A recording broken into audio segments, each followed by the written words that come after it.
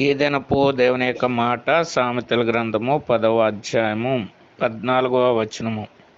జ్ఞానులు జ్ఞానము సమకూర్చుకొందురు.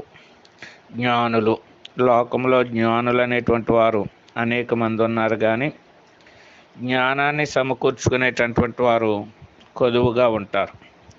జ్ఞానము అంటే పైనుండి వచ్చినటువంటి జ్ఞానమని పరిశుద్ధ గ్రంథము తెలియజేస్తుంది.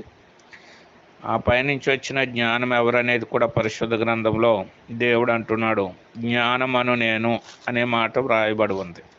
కాబట్టి జ్ఞానం అంటే ఎవరో కాదు, ఆయనే మన దేవుడు అయినటువంటి ప్రభు అయినటువంటి యేసుక్రీస్తు వారు.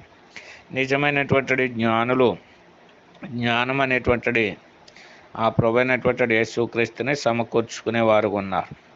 ఎవరైతే ప్రభు అయినటువంటి యేసుక్రీస్తుని సమకూర్చుకుంటారో అన్ని సంగతుల నుంచి విడుదల పొంది భూలోకంలోను పరలోకంలో క్షేమం పొందుతారు. ఆ రీతిగా మనము కూడా జ్ఞానం అనే ప్రభువును సమకూర్చుకుందుముగాక.